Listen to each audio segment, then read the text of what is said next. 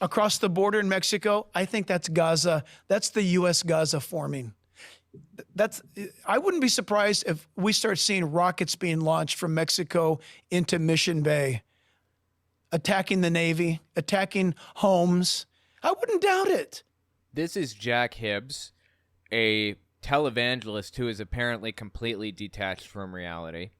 I wanted to talk about what he had to say recently because this dude has the strangest takes on stuff. It is deeply entertaining to me to talk about some of the bizarre stuff he believes.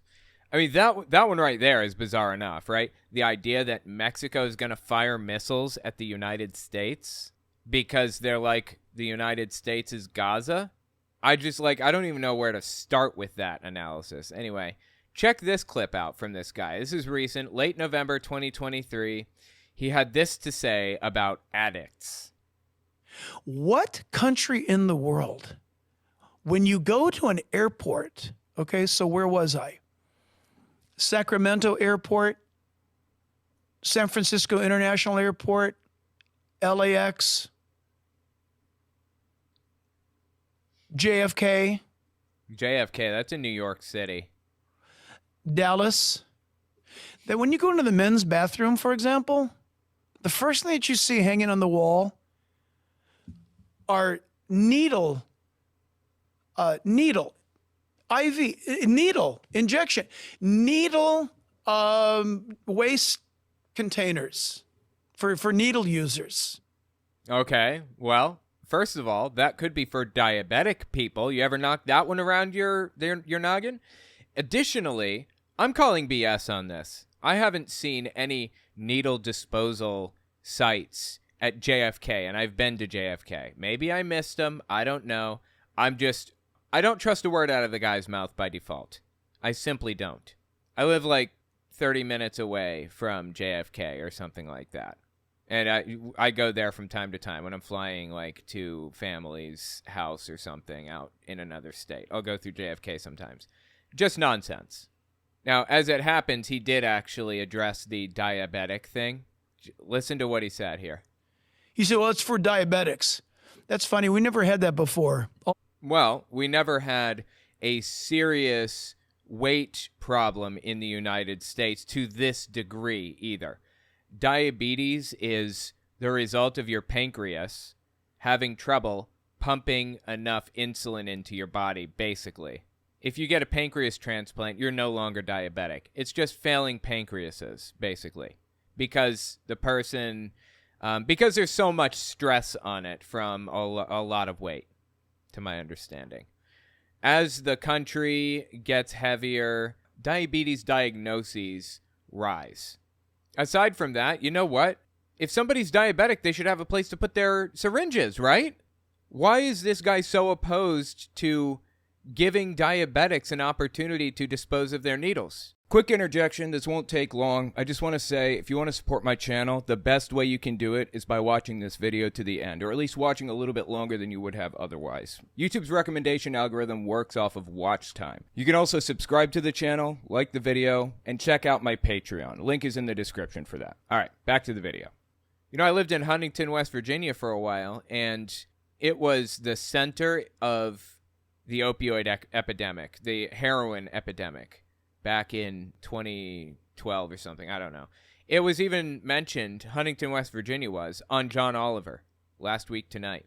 That's how bad it was. You could literally walk down any street and see a needle somewhere. You could walk anywhere and see somebody shooting up, probably. It was such a problem that the city found a way to deal with it. Here's what they did, okay? It's actually ingenious.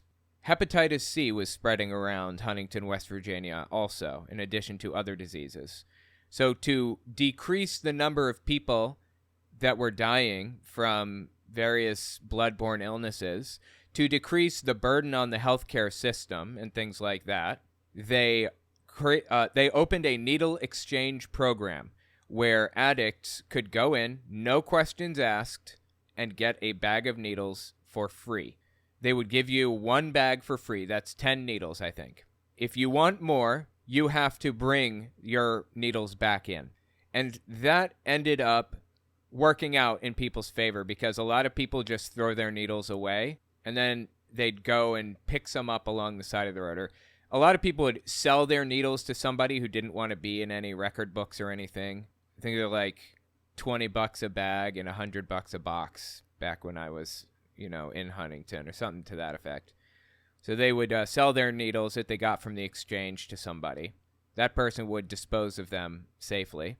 And then they'd go along the street and pick up old dirty needles and put them in the bag, return them to the needle exchange and get a new bag.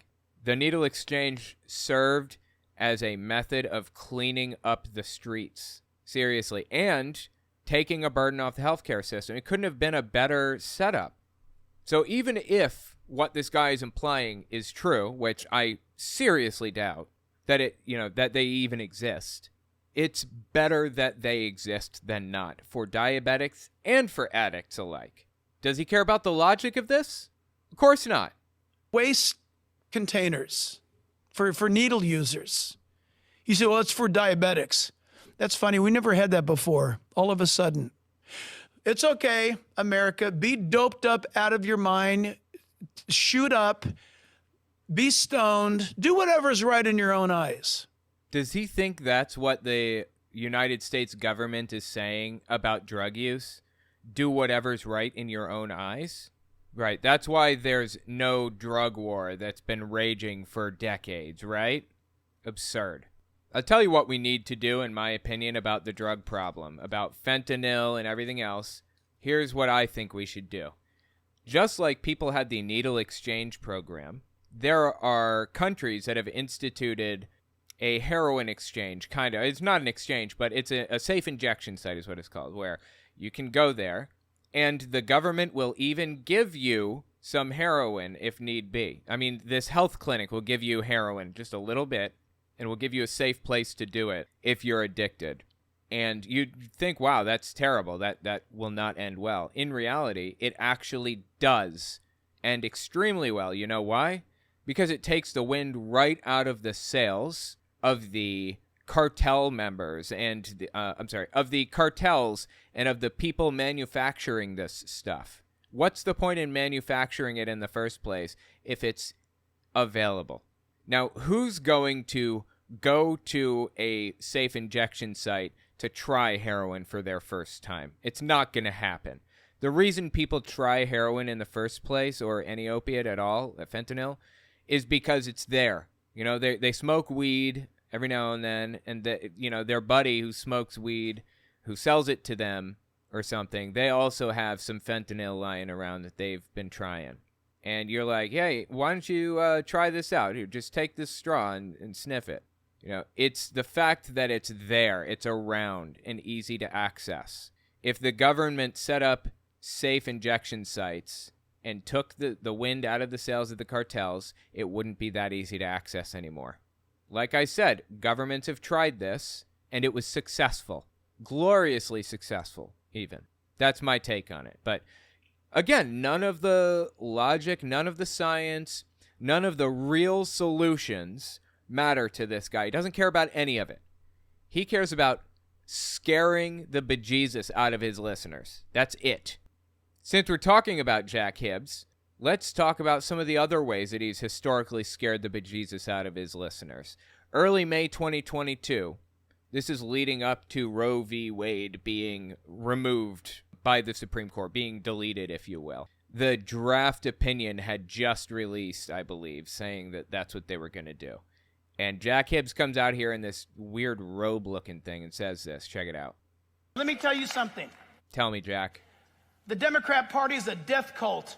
Every single Democrat voted to kill babies up in Sacramento last week out of the womb. Kill them. Kill them, they said. Kill them. Kill them, they said. Kill them. You're telling me that Sacramento Democrats, every single one of them, said that they want to kill babies. Kill them, they said. Like, those are the words they use, kill them? Really? I'm sorry, man. I'm not buying it. This is a perfect example what I'm talking about. Scares people half to death and convinces them that the other side, in the us versus them equation, is out to commit atrocities. when in reality, that's not what's happening. Okay, abortion is not an atrocity.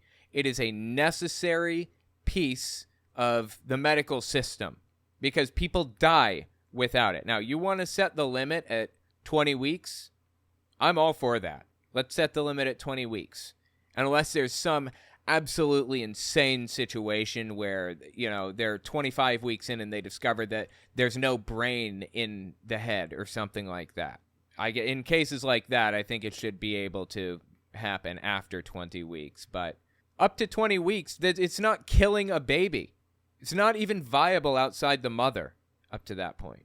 That's where I think the laws should sit. Now, I personally would take the decision to get an abortion more seriously at 15 weeks. But that's just me. I think everybody should be able to find that line for themselves. Here is somebody to the left of hunting the homeless for sport, what he would label as a Democrat, even though I don't identify that way. Here is a Democrat right here saying that I don't want to kill babies. I'm not saying kill them. In fact, I'm saying do not kill them. But that nuance is lost on him and his listeners. You know why? He wants to scare people half to death. That's the goal. I mean, like, how absurd can it possibly get, really? Kill them. Kill them, they said. Kill them. Really, come on. And what's going to wake us up? Where's the pulpits? Hopefully your mother's going to wake me up. Where's the pastors? This is the last call. God is not going to put up with it anymore. If there was an ark being built, I could hear the doors, the hinges starting to creak as that... If there was an ark being built. But isn't it interesting that there isn't? Huh. God's not going to put up with it anymore, huh? Curious. Seems like he's putting up with it a little more. The hinges starting to creak as that door's beginning to shut. You know the funny thing about that? What he just said there? Listen one more time. If there was an ark being built, I could hear the doors, the hinges starting to creak as that door's beginning to shut. The ark didn't have hinges. You know why? They didn't have metal that they worked with back then. They didn't have pins. They didn't have nails. They had wood at best. How did they cut that wood down? Got me. How did they assemble an ark with no nails? Your guess is as good as mine. But somehow he seems to think they had hinges. I could hear the doors, the hinges starting to creak as that door's beginning to shut. If this is Sodom and Gomorrah, like Star Parker talked about this morning, she works in Sodom and then flies home to Gomorrah here in California. Is this some kind of a politician? Republican candidate, author, TV host, conservative political activist. Okay. Wow.